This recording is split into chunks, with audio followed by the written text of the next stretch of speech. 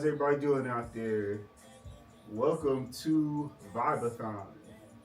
This is a group AI coding session, vibe coding session, very important because we're vibing out here, with our esteemed host, SPANNN.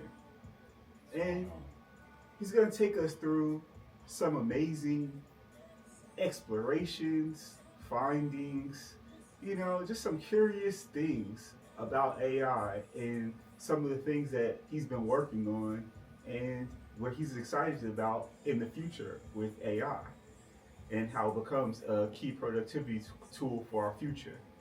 So, welcome to the Study by Residents. This is VIBE-A-THON. Let's get into it. So, Span, introduce yourself a little bit, man. My name is Span. I guess I'm a multidisciplinary entrepreneur. I do a lot of work with creatives, kind of rooted in marketing. That's how I initially got working with creatives in different facets. But yeah, I work with music creatives, designers, photographers, whatever. But yeah, recently I've kind of become I guess a tech person in a sense because I've been utilizing the AI tools a lot and just cooking on my computer, building whatever I can and whatever ideas I come up with, honestly. So now I've kind of moved into this software developer space a bit, which as we're gonna go through, I feel like anybody can move into right now with the tools that we have. So that's kind of how I ended up just dabbling in it, just with a basic interest in tech already, and coming across some of the technology and seeing what I could do with it. And yeah, just trying it out. That's a vibe. I like that because it makes it very approachable. And I think that these are skills that all of us are going to need, no matter our aptitude for computing, AI, or not. It's pretty much just the future. So, we're wanting people to have a head start as much as they can and starting to converse around these subjects and topics just so that we can, get ahead of the curve and working hard to build something great together. So, in your exploration of AI, can you take us through kind of like an overview of the key components that you feel are like the kind of scaffolding of, you know, things to build with AI? I guess when you think about things to build, I guess I'll start more core in general for everybody. Would be first thing I would focus on is your framework and your structure, Mm-hmm. and making sure your system is actually set up. And the way you do that is honestly just asking the agents, telling them what you're trying to do, what you're trying to accomplish, and asking it what's the most efficient way that we can build out a system to accomplish these tasks. So, what's like an easy, quick framework to set up an agent? Because I feel like people talk about agentic AI, but there's not really any kind of quick and easy get started steps. So, how would you quickly describe an easy way to get started with agentic AI? I guess the best way to get started is just try it. Honestly, like pick a model and then get to playing around and asking it questions. Because even like as far as a first idea or a first step, I chose structural and framework to mention that because everybody has to do that. But after that, it really varies person to person, right? Because a lot of things I've built are specific to tasks and things that I already was working on, Mm-hmm. and I just utilize them to build something to help me do that better. Understood. Understood. So, do you have a favorite model that you use, or do you use them all? I do use a bunch of them, but OpenAI is probably my favorite. I use Codex and ChatGPT. I pay for the pro subscription. To me, it's worth it, but I do a lot of building. But Okay. outside of that, I use Nematron. That's NVIDIA's model. It's Okay. free actually, so everybody Nice. should use that. Open source. Yep, free. Nice. That's a good part about some of these models is a lot of them are actually open source. Yeah. So, cost is a barrier for a lot, but technically that's the kind of I guess hope of AI is that it democratizes the cost of intelligence and kind of brings it down to nothing, where it's just free and ubiquitous. That's the, universal goal of it. So, that's good that you have some core models that and subscriptions that you like, and it helps you get started. And you mentioned Codex. Codex is kind of your terminal that you use to kind of speak to the agents with. Yeah, so codecs would be considered like my main driver. Mm-hmm. So I communicate via codecs. And then what I have set up is basically a model router MCP. So Mm. it delegates the tasks to specific models based off what, each model is best at. Gotcha. Because that's why I say I use multiple models, because you don't want to get stuck in like, oh, I only use so and so, right? Mm-hmm. Mm-hmm. Because each model is going to have a different specialty. And so I have it wired to utilizing them for their specialty. So Kimi is another model. It's a Chinese open source model. And well, they're not open source. They're just super duper cheap. I mean, extremely cheap. But they're a great model. And so I use them for a lot of footwork. A lot of the heavy tasks I got to do, because it's super cheap and they're going to still do good work, I hand it off to them. So, but Codex is going to be the one that takes in the task, processes it, and then says, okay, Kimmy needs to do this, Nematron needs to do that, then vice versa. So you mentioned cost. That's a key barrier still, in the sense of how people utilize the technology, because they're run off of tokens, correct? Like a key topic right now with the adoption of AI is token usage. And there's been a lot of backtracking with a lot of organizations in the sense of encouraging their employees to use tokens, and kind of reprimanding them if they don't use enough tokens. But then the irony of that has been a lot of overage, like overuse of tokens in building kind of even simple or rudimentary things, just not being mindful of how the models are using tokens and how your tasks are properly kind of oriented so that you're getting the most efficient token output. So can you tell us a little bit about that, about how you kind of create efficiency around the use of tokens? Yeah. I think it's kind of interesting, right? That's kind of like, companies having that issue. It's kind of like cops, right, with ticket quotas. It's like the concept of the ticket quota is good in a sense where you're saying, we want to minimize how many people are speeding on the road, But if your main driver is just giving people tickets and catching people, then you're not really becoming more efficient, because you're just looking to give out tickets. And it's the same way with the tokens. Like, it's understandable to say, hey, you're supposed to spend a lot of tokens, because I've even seen a few times what they're saying is going to happen with companies now is that you're going to have a salary, and then your token budget should be about what your salary is. So you should be spending about, so that makes sense in a way. But if someone's just spending tokens and they're not actually utilizing them properly, then of course you're going to get waste, which is the same thing with the tickets. You get wasteful tickets that they're just trying to force a ticket because I need to get this. And it's the same thing with the tokens, right? So different models are more efficient with the tokens. That's like Claude is a pretty good model. I know a lot of people use it. I haven't used it like a whole bunch. I used to use it for a little bit of UI, because early on it had a jump start on people for like web design and stuff like that. So I used to have it review and do that. But Claude is known for like the tokens running out super fast. Absolutely. I see people complain about it all the time.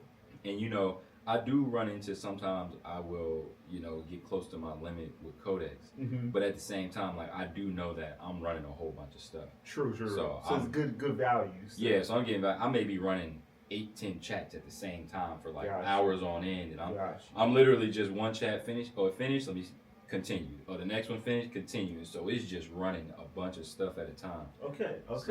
So that's a good thing there. So it's important to set up your systems for efficiency and maximizing your token usage.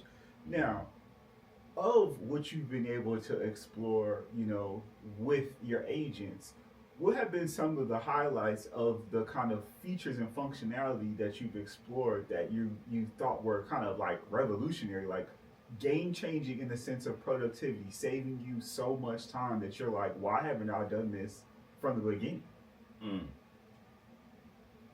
I think the craziest thing that's probably just kind of I guess blowing my mind the most is the autonomous agents. Mm. So even though you have Codex and Claude and these type of agents, there are autonomous agents like OpenClaw and Hermes, and they actually can continue running in the background without you doing anything While you're asleep. Yeah, so Crazy. that's really the extreme level of efficiency, right? Because it takes the skills of a codex and then it allows it to, watch stuff. So, for instance, if you're running a social media page, you can schedule out posts, and or if you have it monitoring something, it's going to monitor that 24/7.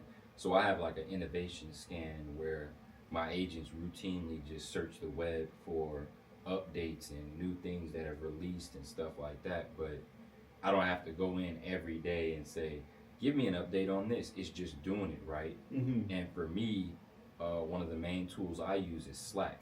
Okay, A so lot you of can people, converse with and convene with your yeah. agents through Slack. And so a lot of people use Telegram too, which is a good tool for it.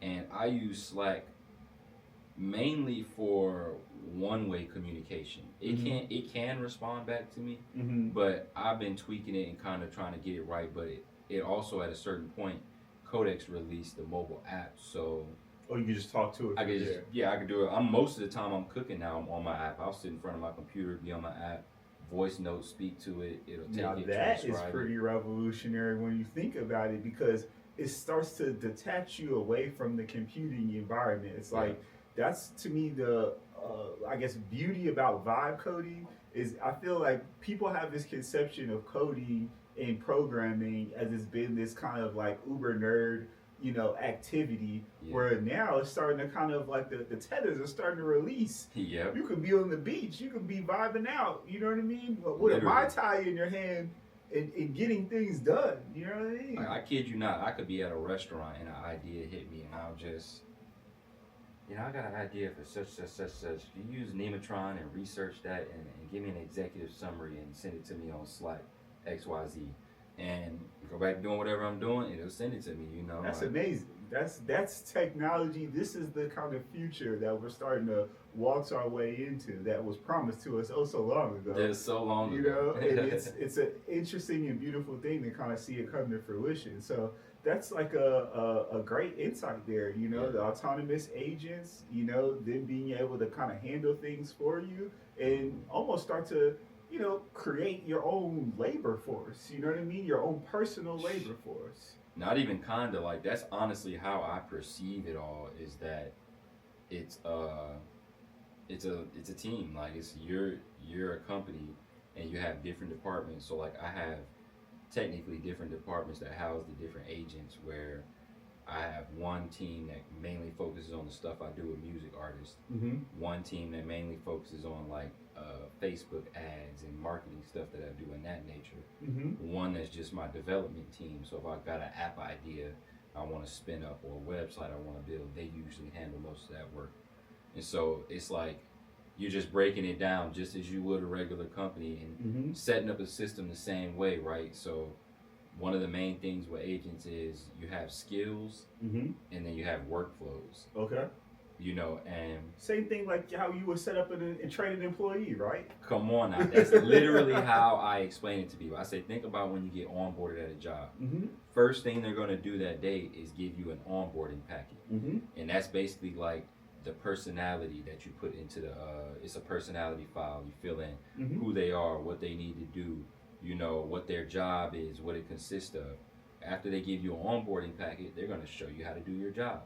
And while they're showing you, they're going to give you all the tools necessary. So the skills that you give agents is showing them how to do their job, specifically what to do. And then all of the other technology is the tools that you're going to equip it with. So let's say, I'm making a video. So Google just released Omni Flash for video generation like 2 days ago. So like I talked about my model router, if I ask for a video task, Codec is going to take it in. It's going to realize, okay, this is video work. Let me go find the video route and what are the instructions for generating videos, Hmm. and those instructions will eventually lead it to using Google Omni Flash because it's a part of the workflow. Nice. Now, on that note, right, because I think that's been a big kind of hope for a lot of the models is as they start to get better, with multimodal, capabilities and specifically video, them being able to generate usable videos. Have you found much success in kind of its ability to do that? It's funny because video generation is honestly has been the most difficult thing for me so far, right? And it's it's twofold, right? Because it's a little bit because the models are just getting there, and I wasn't using like Kling and Dance, which are considered the best ones yet. I literally just loaded up Kling yesterday and generated my first video on this video I was struggling with, and I said, "Yeah, I've been bullshitting." It's funny because Omni Flash just came out and it's doing a good job too, but Kling is pretty good. But the video generation is difficult because of that a little bit, and two, I'm not a video designer or generator in general, right? So it's like you said earlier, it's not about just being a tech nerd or someone who's interested in the technology at this point. You're gonna need to learn how to utilize this stuff just to keep up with the pace, right? Like if you're it wasn't until these agents dropped and Hermes and OpenClaw with the autonomous agents till it really hit me like I see why people talk about losing jobs, right? Because why would I follow up with you when I can get this to do it correctly? 24/7. You know what I'm saying? No breaks. I had that issue with somebody. They were supposed to do it was like a small task. I forgot what it was, like graphic design task or something I was waiting on them to do. And somebody was like, well, sometimes you just got to follow up. And I said, I'm not following up with nobody. I'm asking agents. And like, that's and a real thing. When you start to really think about humans and kind of, some of the caveats in regards to the quality or the, continuity of the work, it's always kind of, following up, like you said, kind of babysitting a person to deliver a quality result because most people kind of don't, like unless they're either, heavily incentivized to do so or just even if they're just like super passionate. Some people are, passionate to deliver quality work, but the vast majority of people, if you don't incentivize them heavily enough, they're going to do the bare minimum. And, when you start to break down the cost of that over time, you really do start to see some of the benefits of AI systems and kind of just their ability to kind of capture what most people are doing, which is essentially busy work. When you think about how much kind of actual creative or, heavily analytical work that's being done by people, in what it is that they're actually good at, in the sense of generating insights, if it's pure analysis, do you think that computers might be able to do that a little bit better than humans in a lot of regards? So that's some of the things that when you start to really analyze what people are actually doing, a lot of it has just been kind of like offering their intuition or their baseline opinion, like inputting information and making a decision. And part of that to me is like the future of what's ahead. It's like as we start to delegate some of these tasks and some of the kind of grunt work, the analysis and analytical work to some of these computer systems and AI systems, it's that now starts to free us up to kind of like make better decisions in theory. And I wanted to kind of get your thoughts on that of like, now that you've been able to work alongside some of these AI systems and agents together, like what do you think is now necessary to kind of focus on as a person, say, entering the labor force from graduating to college to focus on in the sense of being able to be a productive and valuable asset in the labor force? Yeah, so I think it's definitely some things you can do, right? Because I personally don't feel like AI is going to remove all workforce. I do see how it can replace people because, like you mentioned, a lot of work people are doing is essentially busy work, and that's probably just a byproduct of society trying to keep you in a loop, right? True, and just scale itself. Like I feel like when you look at how most things are structured, they're structured to be massive corporations, and just due to scale, there's so much things that it can't happen quickly. You lose agility with scale. and you know, a lot of things get lost in the cracks. Yeah. So I feel like that's why people end up doing a lot of busy work, is because it's just like, you know, a lot of people are not able to kind of touch individual pieces that you would with a smaller organization. But working for a bigger organization, you have 100 people doing one task. Yeah. But that's just how it works. You know what I mean? When you get to a global scale. So, you know, like to that end though, you know, would you say that, what would you say are kind of like the most important things to learn now that you have some of these tools? So yeah, I would say the most important thing is to get one of these, you know, models and just test them out, right? Because I believe if you're good at your job, you are in jeopardy. Mm-hmm. And if you're great at your job, you might be okay. But if there's somebody else who's just good and they learned how to use the technology, they're probably going to pass you if you're just naturally great, because the technology is just going to make you stronger at doing whatever said task is. So for instance, to bring you back to me in the video generators, if I take a seasoned video editor and they sit down with me and we were to work that out, it probably would go completely different, right? Because they understand the process, they understand the jargon. So what that does is it opens up the communication with the agents. So even though I may see something like, "Ooh, I want the video to be like XYZ," I may not be able to communicate that to the agents in a manner where they know exactly what I'm talking about, you know, because the agents are big on context, and that's how you get the best, you know, response that you want, is by giving it as much information as possible. Okay, so that's an important note there. So it's like, basically what I think that you're saying is that specialization will still be very important going forward. 100%. Right? So, you know, if you are a creator and super great at video editing, that's your one silo, you know, being able to correctly direct an agentic software to, you know, pick up on some of the nuances of the editing styles and the, you know, editing flow that you do on a normal. It's almost innate to you, but it may not be innate to the system. So they have to learn.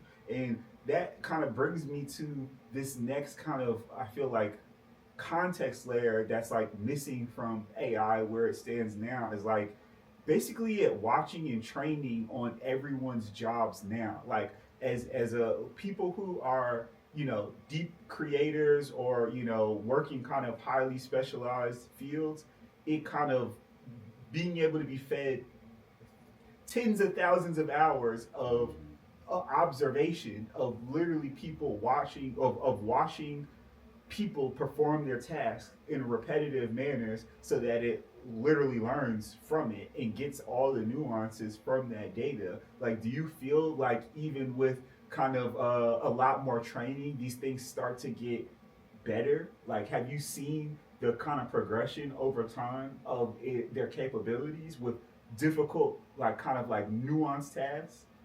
Yeah, there's definitely progression, man. Like they're moving super fast, and there's like two levels to the progression.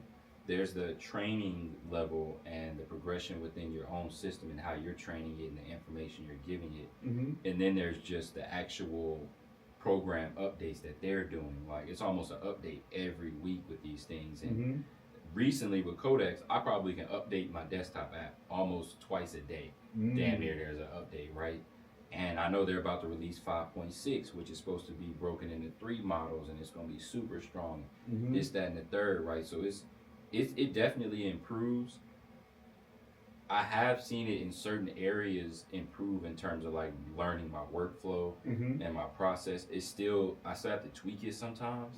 It's not all the way like I would like it to be and expect it to be, but I definitely see it getting better and better. And that's a good thing, you know, because I think when you start to break it down, if something is 80% of the way there, like, and if you get to the cost of what a person, like the cost of 80% of someone's labor is relative to, you know, an autonomous system that does not need breaks, does not need food, does not need vacations, you start to see, you know, maybe I might go with this, you know, even at 80%. And that's what I think is starting to happen across the board. And I don't necessarily know if people are fully grasping yet. It's like, when we really look at what people are doing, so much of it is based in on a computer.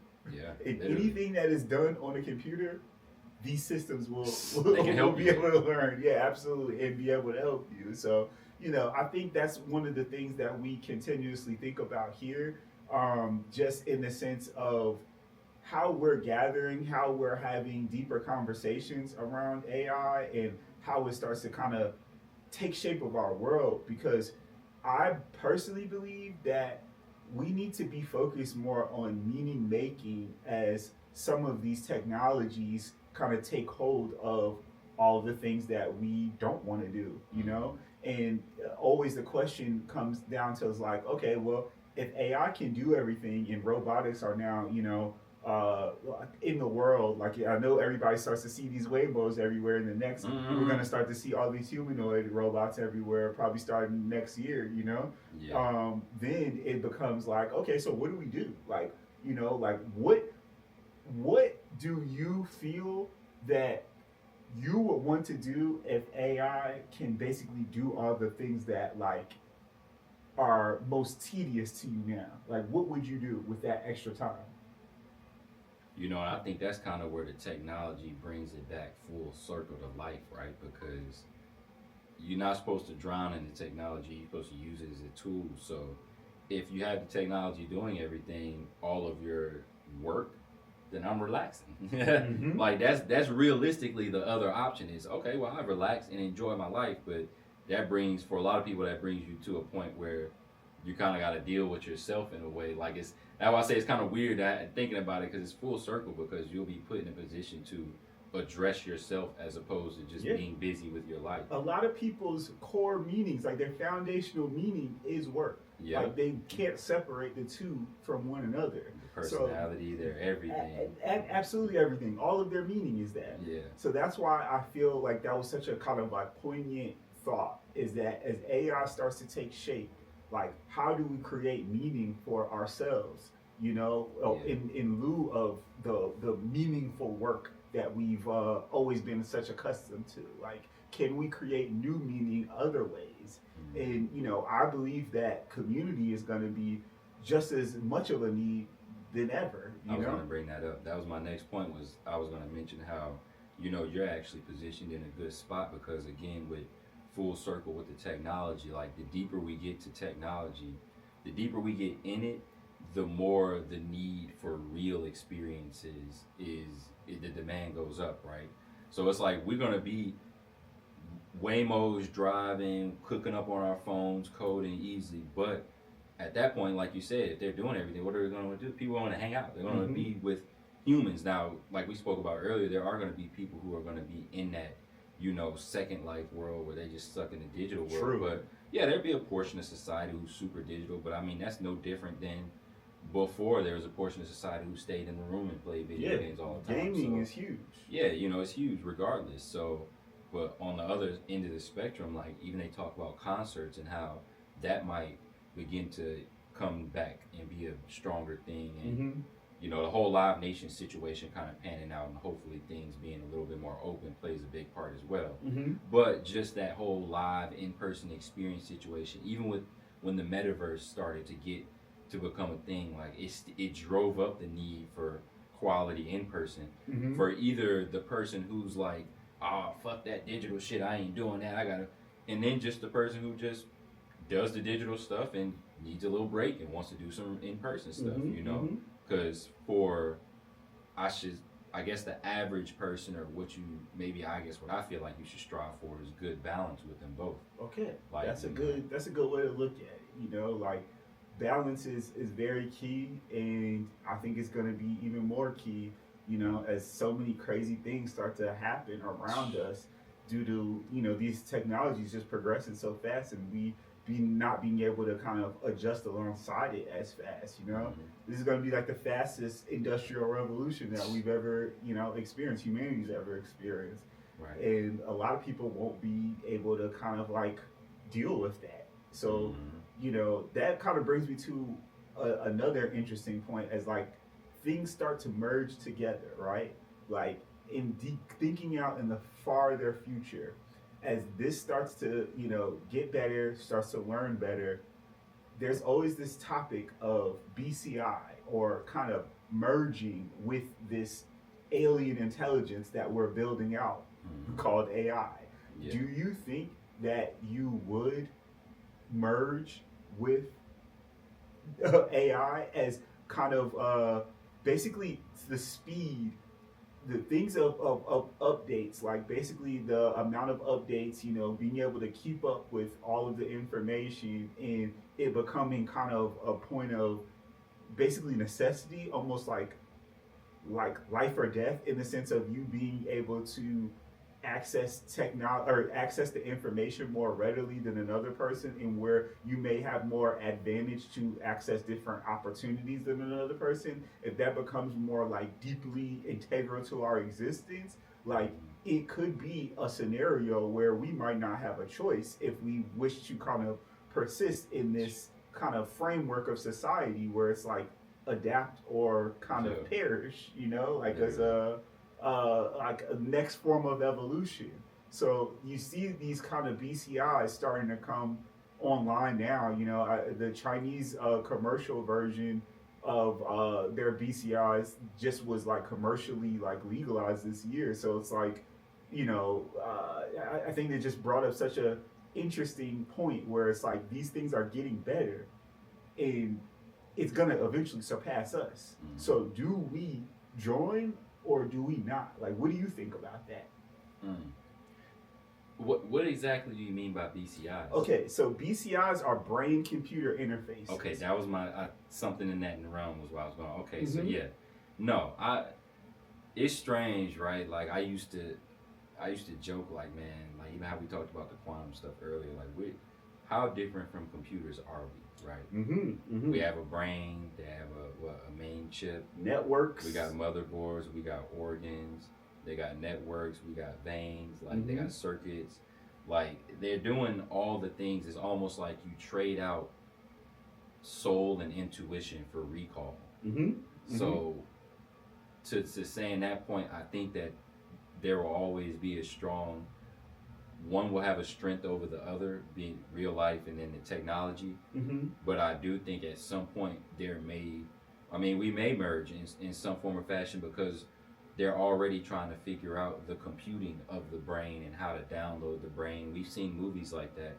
So it's like, if we do get to the point where we can download the information of our brain somehow into a computer, the consciousness, then at that point, you almost have no option but to merge it with the AI, because it would be like, why would I have this sitting here and I can upgrade it with this? Literally.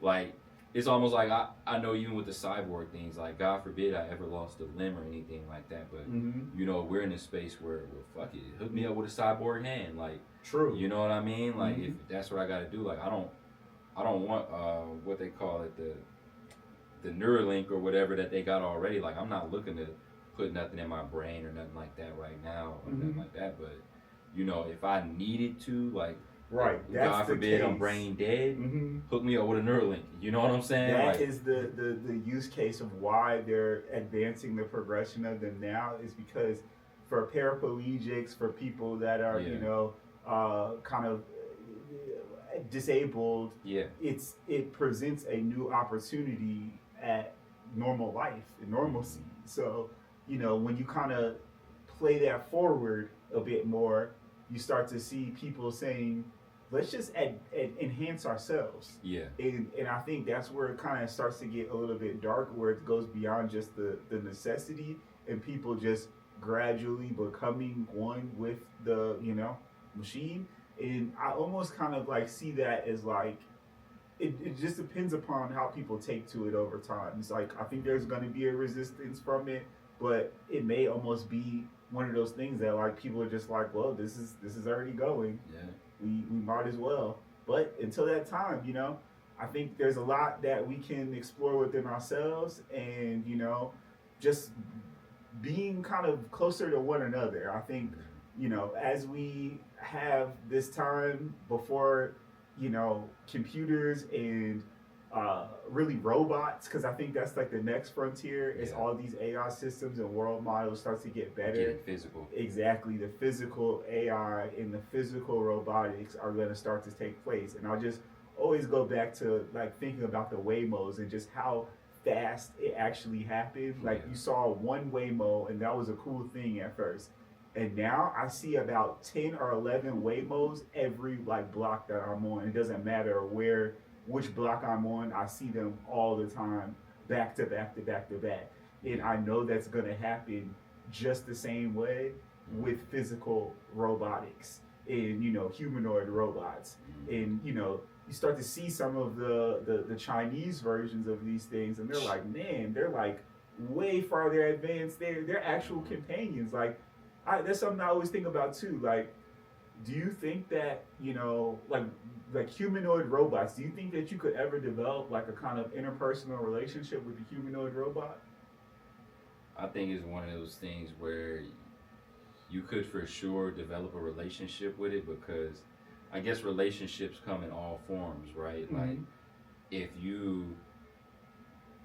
your dad gives you a basketball right before he passes and basketball was y'all thing, Mm-hmm. you damn near develop a relationship with that basketball, right? True. Like True. you True. you want it around, you think about it, like it's there, like it's a thing you interact with, you keep it with you. Mm-hmm. And so I guess in that aspect of it, I think you for sure could end up developing some form of relationship with it, because you're going to be interacting.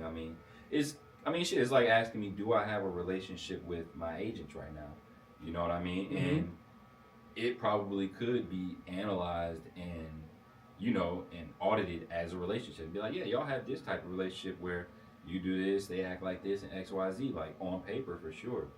But from the sense of like building a relationship and feeling the connection, Mm-hmm. I definitely don't feel that with them right Mm-hmm. now. Mm-hmm. But I do see how that someone may be a could, thing. I see. because it's a real slippery slope if you start leaning too much onto the agents for an answer on everything. And Mm-hmm. like for me, I've used it enough. And one reason why it's good to use the agents for stuff that you do Mm-hmm. is because you can catch it when it makes mistakes, and you can see that, oh, it actually does make mistakes, like little small ones here and there, but it's not as perfect as a human. That's why like you'll always need both. And when you have actual expertise in an area, you can catch that in the agents, and it helps you just keep you grounded on them versus someone who, let's say you're just not an expert at nothing or whatever, and you just on ChatGPT fishing around. It's always got the right answer for you. I see. There's You know nothing what I mean? grounded to kind of like vet, like of like what is the actual right answer. You're kind of almost in like a always right reality. Like they're just Always coddling you. So now you're asking them about your relationship with so and so, and now you're asking them about spiritual questions. And Mm-hmm. granted, it can audit and analyze the research of these things and go and get the theological research, but it doesn't have the intuition, to give you the real response that you're looking for. Like it's analytical, statistical. It can give you the ones and zeros of the situation, but Mm-hmm. we know that life and dealing with humans is different than that, but that's kind of like what you talked about with the Neuralink and people getting too far. To me, it's like drug abuse, really. True. In society, we have a big issue with the fine line between medicinal and recreational, Facts. just across the board, Facts. and that's how things get out of hand. Like, oh, they're making it for the disabled people and people who need this technology to operate, and then people who don't need it decide, fuck it, I'm gonna just abuse it. It's Ozempic right now. It's diabetes medicine and I want to kind of like double click on that for a second, just because a key thing I think that's like a prevalent topic is like dangers of AI. Mm-hmm. Like, do you, in your use and kind of explorations with it, do you see any kind of like immediate extreme dangers with these systems? Not only if you're really dealing with super sensitive information, and if that's really the case, you're like a super high level government office, and then yeah, you might want to stay analog for a little bit until we can kind of figure this out. And that's with anything, right? Because even as a creative, one thing I learned in the studio early as an intern, they told us, something that always stuck with me. you don't have it saved, if you don't have it saved in 3 places, Mm-hmm. on your That's desktop, a good point. on a hard drive, in a cloud. Mm-hmm. If it's not in 3 places, it's not saved. Like, because at any given moment, something happened to your laptop, your shit gets stolen, you're done. And it happens to people all the time, and they still get cooked by it. But, True. you know, similar concept. You know, and yeah, I think it's just you know, just kind of staying in that space with it. Okay.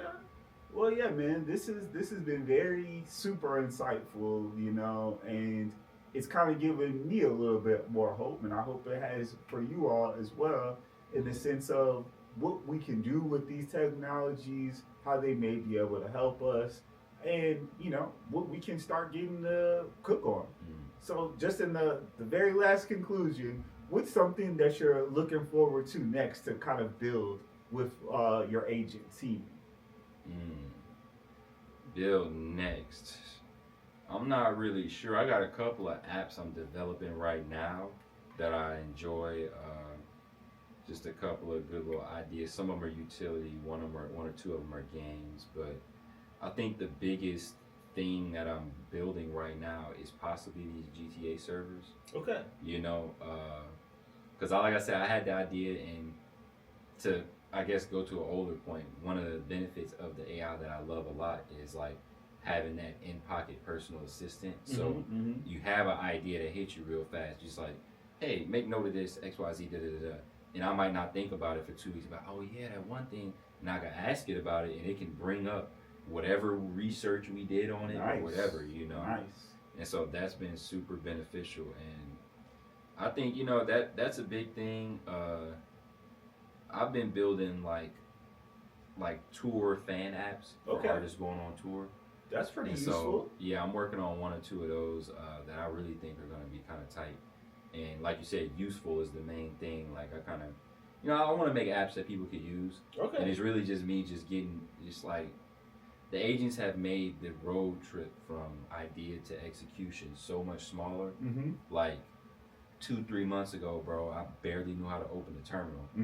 Now we can sit here, come up with an app idea, and I can have a functional app in front of you, realistically within hours, but a high quality, good looking one within a day for the most part, you know. That's absolutely amazing, man, and just a testament to show how far we've come. And you know, we are super excited to continue to build together with the community, and we hope this has inspired you to get building yourself. So thank you for your time, Span. We really appreciate it, and we hope that you'll see us soon in the Study by Residence. Nah, I appreciate you having me, bro. I'll definitely be pulling up to the bar, clocking in, plugging up my laptop, getting some snacks, and knocking out some bills. All right, there you have it. We appreciate y'all. Have a great evening.